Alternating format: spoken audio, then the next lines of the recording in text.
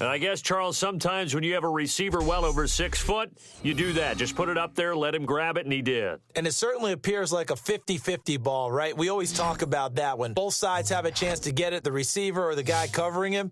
But I think the odds actually are in favor of the offense. They can see the ball coming oftentimes before the defender can get his head around. So I think that really goes to like 70-30, and they should be able to go up and get it most of the time. Everyone gears up for third down, talks about the importance of it. But fourth down, that's truly the moment of truth play, isn't it? Everything's dialed up a little bit more. You know, it's such a momentum play, isn't it? Absolutely, because it can flip either way depending on who converts on fourth down. We thought these two defenses, they might come to play. One has already come to play here, a safety for the opening points of the game. Brandon, let's file this play away because if it turns out to be a tight game, who knows? This could wind up being the difference. I really don't think that Julio Jones could be happier right now.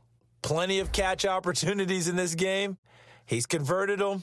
And his team's winning. And Matt Ryan's happy, too, to have Julio Jones on the other side of these. A lot of times we talk about breaking teams down, and oftentimes it's through a running game. These two, they can break a team down through the air. Well, they were looking for a clutch play there on fourth, unable to come up with it. How about that defense, though, huh? How about that D? Yeah, momentum swing. And, you know, I remember playing how much fourth downs were emphasized.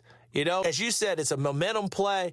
It's also a big test for you. You know, if people are going to go for it on fourth down, they believe you're not up to the challenge. You want to show them differently. And when these two are clicking, Ryan and Jones, and we've seen multiple hookups here in this one, usually their offense is clicking, and that's why they're winning. Yeah, they tend to follow what those two do. They set the tone for either a good day or maybe a tougher day. And right now, we're seeing an excellent game because those two are finding each other. Doesn't matter where on the field, they're making plays. These cornerbacks had their hands full all afternoon long, but they finally get a measure of revenge as he gets himself in a nice spot. He's able to get two hands on the football and pick it off. Could not block that one any better. Everyone was accounted for, and a great surge by the offensive line. I know exactly why he tried to throw the ball to Julio Jones there. He's never considered cover. Too fast or too strong, you always try and get it to him. Especially on those deep passes. I guess Larry's halftime show was buttoned through. Well, the obvious goal is to try and score a touchdown, but at the least, adding to a pretty big yardage total for his intended receiver there, huh? Yeah, well, when you got a guy over 150 yards, keep chucking it deep to him, I guess. Yeah, no doubt about it. You can get it to him short, and he can make plays that way, but I like what you just said. Throw it to him deep and get it in a big chunk. But incomplete on that try. And that was really just a great battle for that football on both sides. The result is a touchdown.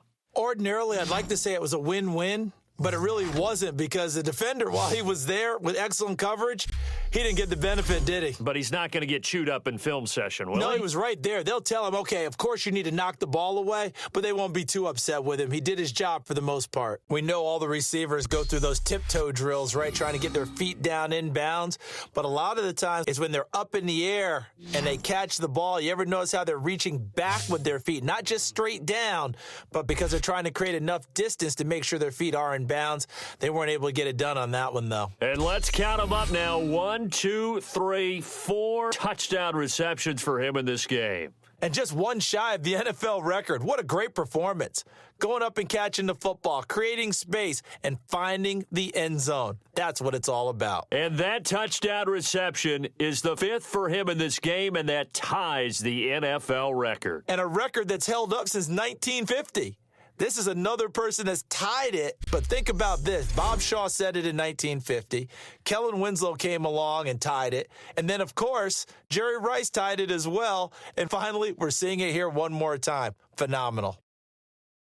So the defensive holding penalty here, Charles. You get outside of 5 yards downfield and you get grabby with an offensive player, the flag will come out every time. And last time they were able to churn some clock. They added on to their lead, but that was a drive that was so long, it should have ended in a touchdown. You know that's how they felt. And we'll both be headed to the airport after the game. But we probably should go to the post-game press conference because someone's going to ask the head coach about this drive, and he's going to profess that he was happy to get points, but and we know that's not true. Yeah. Okay, yeah. After this type of a drive, not getting a touchdown, a huge disappointment.